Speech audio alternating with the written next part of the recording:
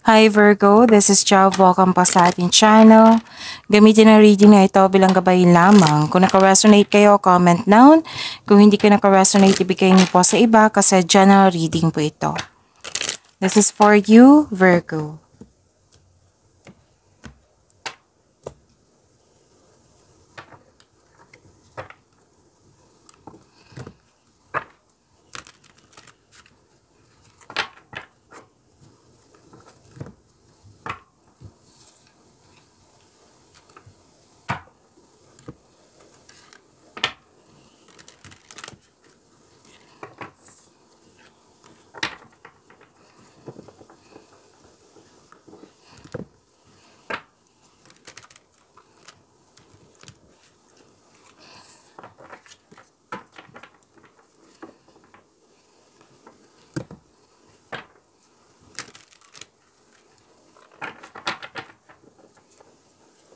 Para po ito sa iyo, Virgo.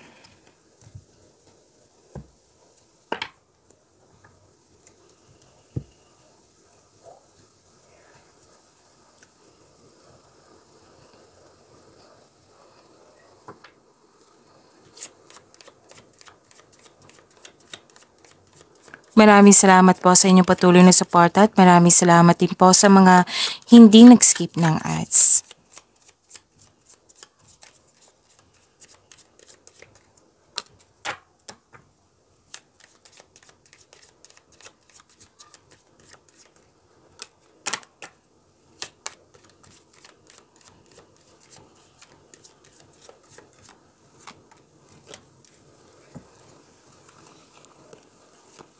So may parating na news or information na bibigyan mo na agarang aksyon. Pwede din na may bisita kayo ngayon or kayo ang bisita ngayon. Pwedeng may lakad po kayo ngayon. At worried ka dito or nalungkot kasi may loss of connection or loss of things or a loss of opportunity. Pwedeng nangyari na ito sa nakaraan na naalala mo ngayon or pwedeng mangyayari ngayon na sa hindi sana or kung nangyari na, sana'y ma-overcome niyo po. At may malalaman kayong sekreto. Oo. Malalaman niyo po ito. Huwag kayong mag-alala kung meron man. At kung gusto niyo, kung curious kayo, so itanong niyo po sa inyong intuition. Tapos, pwede din na nagbabasa kayo ng libro or sa internet para may makuhang clarity, learnings, or pwede din may usapin tungkol sa education.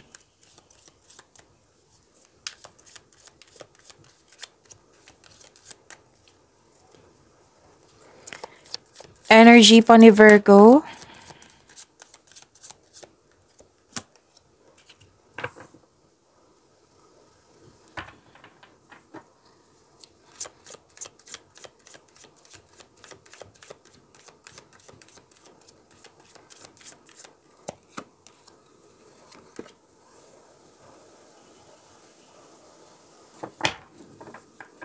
Paalala lang po, Virgo, kung may napansin kayo na repeating message, yan po yung pinupush ng cards nyo po.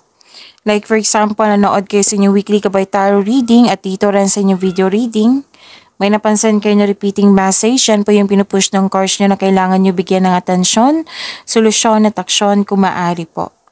So na yung energy ni Virgo.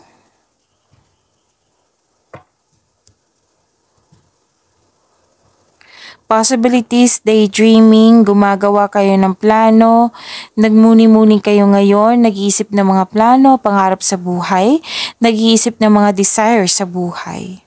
Nagplano kayo mag-level up sa inyong relasyon ba or sa career and money to? Oo.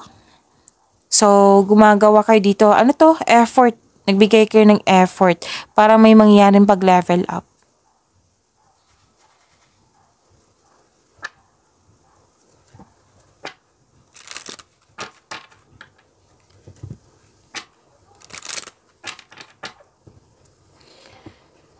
So, may mangyaring partnership, pwede yung business partnership to, or makipag-teamwork sa'yo, or pwede din na ligawan, or bagong pasok sa relasyon, or nagkasundo kayo sa isang tao.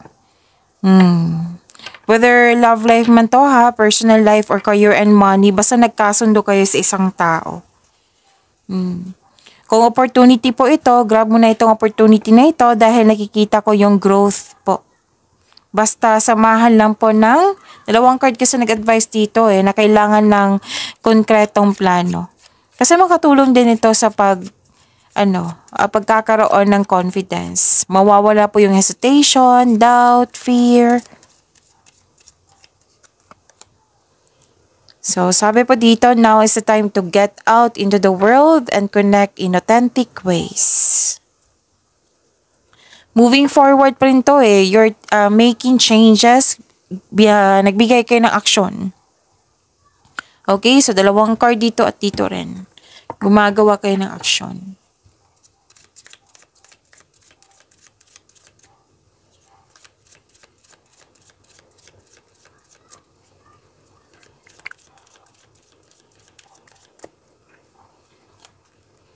Career and money po ni Virgo.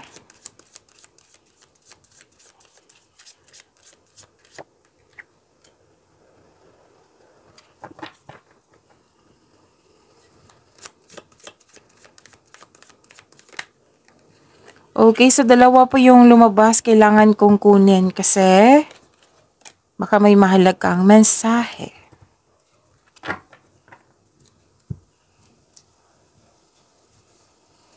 Oo, partnership pa rin to. So, posible nga na magkaroon ng business partnership, teamwork, or nagtutulungan kayo dyan. Pwede din na magkakaroon ng yung na may namuong romance sa workplace mo or yung partner mo ay katrabaho mo. So, nakita ko dito gusto mo yung career mo ngayon dahil nagbibigay ito ng financial stability sa inyong buhay at nagagawa mo yung passion mo at the same time.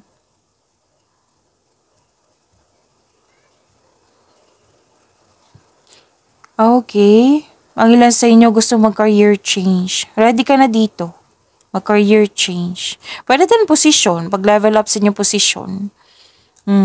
Gumagawa ka ng action dito. Action pa rin to Action at action.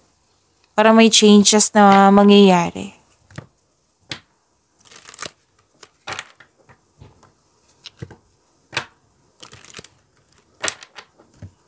Oops. Ayusin ko lang. Maaaring may ganap na business travel. Bibiyahe kayo para sa trabaho, pwede din.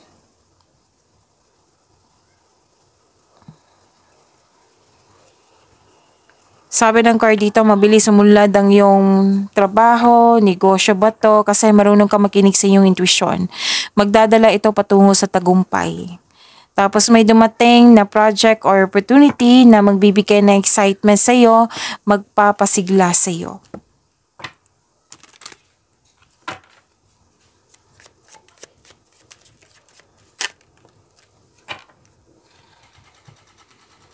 Pwede yung literal to na gambling ha. Kung may narinig kayong ingay, naglalaro yung mga bata. Oo, so hayaan natin kasi maganda ang energy niyan. Okay, let's go back.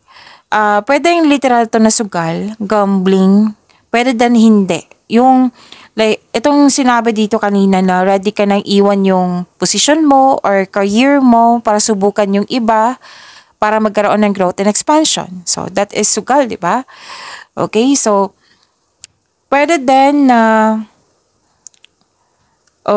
pwede din investment po ito. So, mag-try ka ng mag-invest. Kasi sabi dito, excessive gambling can have dangerous consequences. Don't risk too much. Pwede din yung investment mo, na binuhos mo lahat yung pera mo dyan. So, think about it. Kasi may mensahe dito. Pwede din literal na sugal. So, don't risk too much po daw. So, at the end of the day, pera nyo po yan. Kayo po ang masusunod kasi buhay nyo po yan. So, please be reminded lang also kasi lumabas to. That is this message is for your own good. Makakabuti ito sa'yo, di ba? Kasi warning to na huwag kang mag-risk ng masyado sa investment pa yan or sugal kasi magkakaroon siya ng dangerous consequences. So, pay attention. Virgo.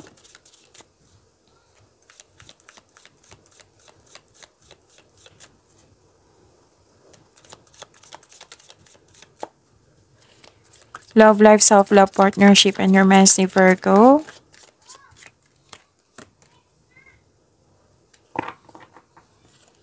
Nag-clarify na naman dito na may bagong pasok sa relasyon.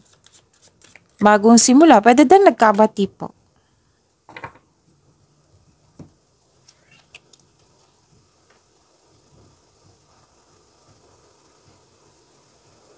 Pasensya na po. Kailangan ko mag-burp. Para sa mga single, you should have, take a chance. Take a chance on love. Huwag kang matakot ma-in love ulit. Para sa mga marelasyon sa buhay mag-asawa, mukhang may tampuhan kayo the other day. Ang advice tong card niyo po dito, leave the past behind. It's never too late to begin again. Mag-usap at magpatawad po. Mag-usap ng mahinahon po.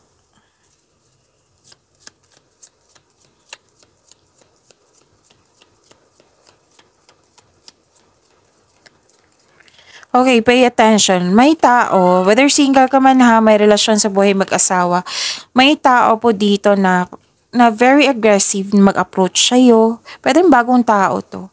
So, kilalanin mo po ng mabuti. Hindi naman sinabi dito na masama siya. Ang sabi lang ng card po dito na kilalanin ng mabuti. My beloved, though we may be physically apart, spiritually, we are always united. For love transcends space and time, nothing is missing.